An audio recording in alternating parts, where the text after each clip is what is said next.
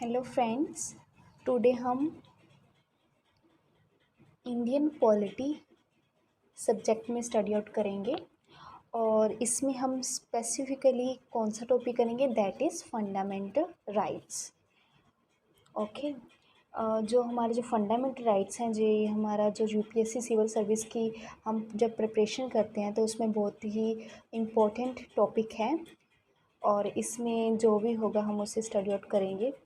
Firstly हम बात करते हैं कि फंडामेंटल राइट का कंसेप्ट आया कब आया और माइंड में कैसे आया लोगों की, हाँ भी हमें फंडामेंटल राइट्स चाहिए।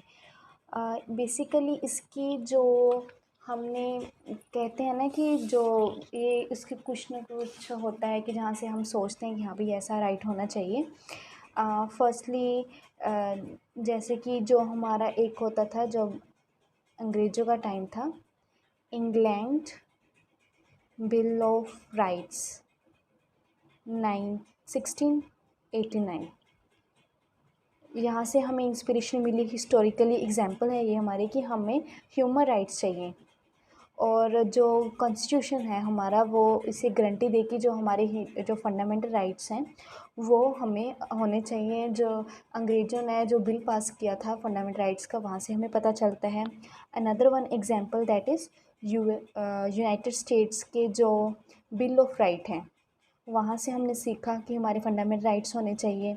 जो फ्रांस ने डेक्लरेशन की थी, France declaration of the rights of man, कि जो मैन को लिबर्टी होनी चाहिए, फ्रांस के कॉन्स्टिट्यूशन में उन्होंने डेक्लेरेशन की, वहाँ से हमें सीखने को मिला। जैसे कि ब्रिटिश वालों ने हमारे जो इंडिया में कुछ एजुकेशन के रिगार्डिंग उन्होंने जो एजुकेशन सिस्टम जो लाया था उसमें हमें पता चला कि हमें आइडियाज़ ऑफ डेमोक्रेसी क्या होती है, ह्यूमन राइट्स क्या होते हैं, यूरोपियन पॉलिटिकल हिस्ट्री क्या होती है। तभी हमारे मन में भी आया कि हाँ भाई वो कंट्रीज़ में डेमोक्रेसी है, उन कंट्री में जो फंडामेंटल राइट्स है वो हमारे यहाँ क्यों नहीं हो सकते, जो ये हिस्टोरिकली हमें यहाँ से पता चला है। और फिर क्या हुआ कि 1920 में हमें पता है कि जो नेहरू कमीशन है उसकी इस्टेब्लिशमेंट हुई। उसमें क्या उन्होंने बताया कि जो हमारी इंडियन पॉलिटी है उसमें हमें क्या क्या चाहिए। हमें जैसे कि हमारे इलेक्शंस होने चाहिए, जैसे कि यूनिवर्सल सफ्रेज, जो हर एक व्यक्ति को राइट टू वोट होना चाहिए, और representation of religion and ethnic जैसे मिनॉरिटीज़ की और गवर्नमेंट की जो पावर को उनको लिमिटेड होना चाहिए। 1920 नेहरू कमीशन में ये सब कवर अप होता है। 1931 में हमें पता है कौन सी पार्टी डोमिनेट थी, that is Indian national Congress. At that time only one party dominance थी वहाँ पर, और उन्होंने भी जो जो ये थे हमारे जो फंडामेंटल राइट्स उनके बारे में बहुत सारा उन्होंने डिपेंडेंट थे, दैट इज़ कि हमें सोशियो इकोनॉमिक राइट्स चाहिए, हमें मिनिमम वेजेस चाहिए, जो अवॉइलेशन ऑफ अनटचेबिलिटी है वो चाहिए हमें, जो कि एंड में जो उन्होंने बोला था अवॉइलेशन ऑफ अनटचेबिलिटी कौन से आर्टिकल के अंदर आता है, आर्टिकल 17। ये सब बातें हुई। अभी तक तो हम सोच ही रहे हैं कि हमें फंडामेंटल राइट्स चाहिए, लेकिन अभी तक हमें मिले नहीं हैं। हमारा देश कब आज़ाद हुआ था, 15 अगस्त 1947 को। तो जब देश आज़ाद हुआ तो हमने डिसाइड किया कि हमारा कॉन्स्टिट्यूशन बनना चाहिए। कॉन्स्टिट्यूशन बनेगा तभी तो फंडामेंटल राइट आएंगे ना। थोड़ा सा हिस्टोरिकली जान लेते हैं, फिर फंडामेंटल राइट्स पे एट दैट पॉइंट आते हैं। जो कॉन्स्टिट्यूशन जो हमें चाहिए था कि हमने बनाना है, तो उसके लिए हमने क्या किया, कॉन्स्टिट्यूशन असेंबली जो थी उसको ये राइट दिया कि आप भी जाओ, जो डॉक्टर भीमराव अम्बेडकर के अंडर था, कि आप जाओ और कि जो हमारे कॉन्स्टिट्यूशन को लिखना स्टार्ट करो।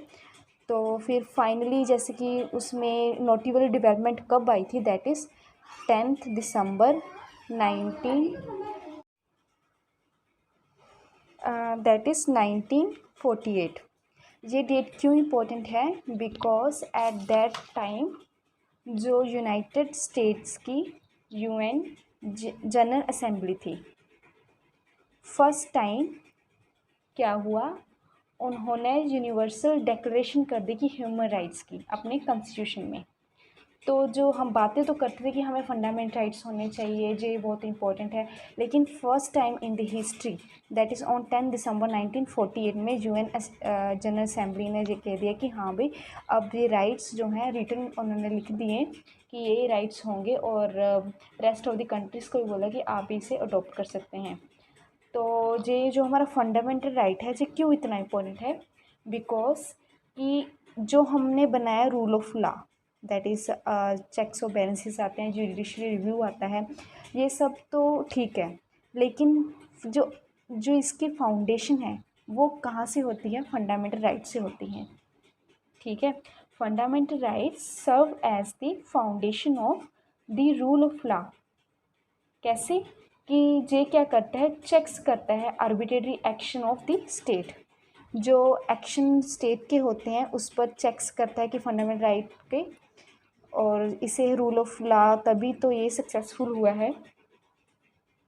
जो पावर ऑफ जुडिशियल रिव्यू इसके अंडर आता है, तो हम कह सकते हैं कि इसने फंडामेंटल राइट में क्या होता है कि कौन हमारा, जैसे कि हमें पता है कि हमें राइट टू एजुकेशन है, राइट टू फ्रीडम है, right to speak, all that things.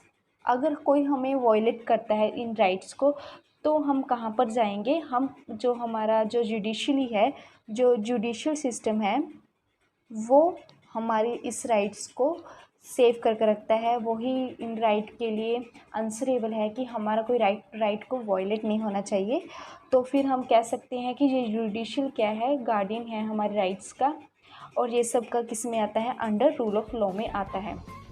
हमने राइट्स को जान लिया, फंडामेंटल राइट्स क्या होते हैं, और रेस्ट अब हम देखना चाहेंगे कि फंडामेंटल राइट्स की टाइप्स क्या होती हैं। Rest that is fundamental rights, उसकी टाइप्स के बारे में जानेंगे। First is natural rights. Natural rights में क्या आता है कि जो हमें नेचर ने दिए हैं, हम ह्यूमन बीइंग की तरह हमने जन्म लिया है, हमें गॉड ने जन्म से ही वो हमें अधिकार दिए हैं, उसे हम नेचुरल राइट्स कहते हैं। जैसे कि एग्जाम्पल की आती है right to life. Okay, next one is our human right. Human right क्या कहते हैं कि हमने एज ए ह्यूमन बर्थ लिया है, एज ए ह्यूमन हम बोर्न हुए हैं, तो इसके लिए हमें ह्यूमन राइट्स होने चाहिए। इसमें कौन सा राइट रहता है, यूनिवर्सल, ये जो यूनिवर्सल इन नेचर है कि हम चाहे हमारी जो कोई भी हमें इसका कौन कौन से बेसिस में वायलेट नहीं कर सकता, that is on the basis of race, nationality, religion, gender. इसके बेस में हम ये नहीं कह सकते कि आपको ये राइट नहीं मिलेगा। ह्यूमन राइट है जो इन बेसिस पर हमसे कोई छीन नहीं सकता। Rest that can there is restrictions, and another one is civil right. Another one is civil right. ये दोस्त राइट्स उनको देते हैं जो सिटीजन्स होते हैं कंट्री के। ओके, जैसे कि अब हम इससे सिविल राइट में क्या होता है कि ये सिर्फ जो सिटीजन्स हैं सिर्फ उनके लिए हैं, जो फॉरेनर होते हैं, आउटसाइडर होते हैं, उनके लिए लॉ अप्लीकेबल नहीं होता है। जैसे कि इसमें कौन कौन से आ जाते हैं, जैसे कि राइट टू फ्रीडम, वो सिर्फ किसको है, सिविल जो सिटीजन्स होते हैं उनको ही होता है। नेक्स्ट वन टाइप है हमारी लीगल राइट्स। लीगल राइट्स जो हमें लीगली कॉन्स्टिट्यूशन लीगली हमें प्रोवाइड हुए हैं, उसे हम लीगल राइट कहते हैं। दीज आर दो सिविल राइट्स। सिविल राइट्स की फर्दर में हमें टाइप कह सकते हैं, which are confirmed by the statutes enacted by the legislature. जो लेजिस्लेचर हमें राइट्स देता है वो इसके अंडर में आ जाते हैं। Next one is our constitutional rights, that is कि जो इनशाइन है, कॉन्स्टिट्यूशन में लिखे हुए हैं, वो उनको हम कहते हैं constitutional rights. Next one is our fundamental rights. Fundamental rights क्या होते हैं, जैसे कि like other rights, fundamental rights उसे कहते हैं। इसमें क्या होता है कि at present right to properties may be a constitution right under the Indian citizens. और ये कॉन्स्टिट्यूशन राइट्स की ही एक ब्रांच है। हम कह सकते हैं कि fundamental rights are subordinate to constitutional rights. And इनको स्पेशल स्टेटस जो दिया है वो directly enforced by the supreme court. Specialistic क्या है, जो सुप्रीम कोर्ट है डायरेक्टली इन राइट्स के बारे में डील करता है। अब हमने fundamental rights we know that are very important for us. इसका मीनिंग और सिग्निफिकेंस क्या है, इसके बारे में हम जानना चाहेंगे। जो फंडामेंटल राइट हैं वो पॉलिटिकल डेमोक्रेसी हम कह सकते हैं। जैसे कि ये हमें इंडिपेंडेंस देते हैं कि कोई भी अथॉरिटेरियन और डेस्पोटिक रूल नहीं होगा। जैसे कि कोई भी राजा हम पर रूल नहीं करेगा, कोई भी अथॉरिटी डेस्पोटिक रूल नहीं होगा। और जैसे कि हमारे पास लिबर्टी है, फ्रीडम है, स्पीच है, हम कुछ भी अपने जो अंडर सम रिस्ट्रिक्शंस हम बात कर रहे हैं उसके बारे में कहते हैं कि हम पर कोई रूल नहीं कर सकता। In short they aim at establish a government of laws. जैसे कि ये जो फंडामेंटल राइट्स हैं इसमें क्या है, गवर्नमेंट ऑफ लॉज। हम ऐसी सरकार बनाना चाहते हैं कि वो लॉज पर डिपेंड हो, ना कि पीपल्स पर, मैंस पर।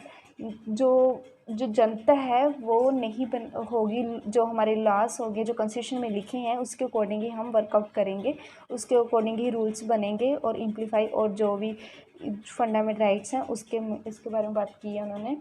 Fundamental rights are named so because they are guaranteed and protected by constitution. जो फंडामेंटल राइट्स की गारंटी कौन देता है, हमारा कॉन्स्टिट्यूशन। वही हमारा ये कॉन्स्टिट्यूशन है जो फंडामेंटल राइट्स को प्रोटेक्ट करके रखता है। डॉक्टर अम्बेडकर ने बोला है कि जो फंडामेंटल राइट्स हैं टू फोल्ड्स हैं। फर्स्टली कि हर एक सिटीजन्स को अधिकार है कि वो फंडामेंटल राइट्स को ले सकता है। These are binding upon every authority that has got the power to make laws. अब हमने फंडामेंटल राइट्स को तो देख लिया, अब हम इसके फीचर में देखेंगे कि फंडामेंटल राइट्स के क्या फीचर हैं।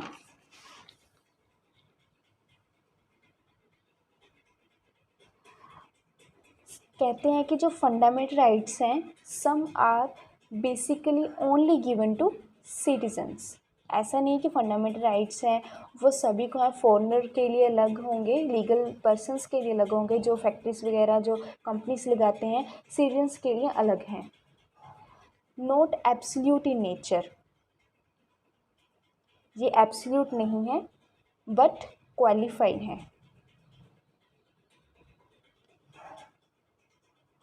इसका मतलब ये है कि एब्सोल्यूट अगर होंगे तो हम कुछ भी अगर हमें राइट टू स्पीच है तो हम कुछ भी बोल सकते हैं। अगर राइट टू फ्रीडम हम जब चाहें जहाँ भी चाहें जा सकते हैं, लेकिन कुछ इसमें रिस्ट्रिक्शंस हैं, एब्सोल्यूट नहीं है। अगर कहीं कहीं पर हमें रिस्ट्रिक्शंस है तो हमें उसको फॉलो करना ही पड़ेगा।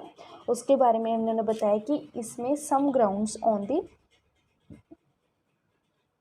Reasonable restrictions are given here. किस पर बेस है, रिस्ट्रिक्शंस भी होंगे, इसके ऊपर बेस है। कौन कौन सी रिस्ट्रिक्शन हमें आती हैं, जैसे कि अगर कोई बैकवर्ड क्लास है, क्लास ऑफ सिटीजन्स हैं, सोशली इकोनॉमिकली बैकवर्ड हैं, जैसे कि शेड्यूल कास्ट, शेड्यूल ट्राइब्स हैं, उनके लिए जो फंडामेंटल राइट्स है उसमें कुछ वेरिएशन आ जाती हैं। जैसे कि सॉवरेनिटी और इंटीग्रिटी ऑफ इंडिया की बात आती है तो फंडामेंटल राइट्स में जो रिस्ट्रिक्शन हम लगा देते हैं। सिक्योरिटी ऑफ स्टेटस की अगर बात आती है तो हम रिस्ट्रिक्शंस लग सकती हैं इस पर।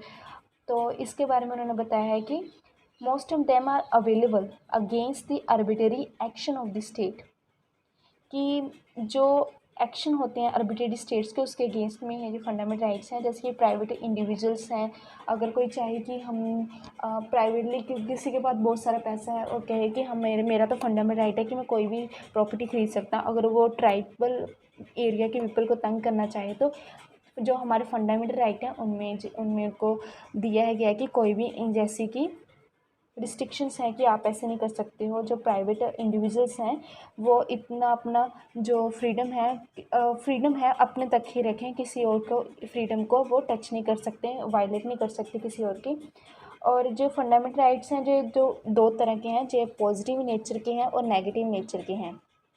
पॉजिटिव वो जो जैसे कि हमें राइट है कि हम ये भी कर सकते हैं वो भी कर सकते हैं। नेगेटिव है कि सम रिस्ट्रिक्शंस आर देयर, उसके बारे में हमने बताया कि लिमिटेशंस हम पर लग सकती हैं बहुत सारी जगह पर। और ये क्या है, दे आर नॉट सैक्रोसैंक्ट और परमानेंट, ये परमानेंट नहीं है।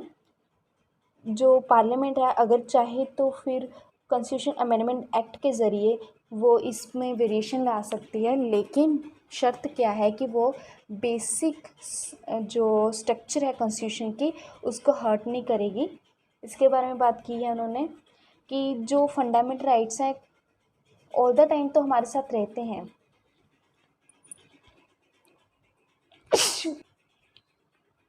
तो इसमें फंडामेंटल राइट्स कब सस्पेंडेड हो जाते हैं, in case of national emergency.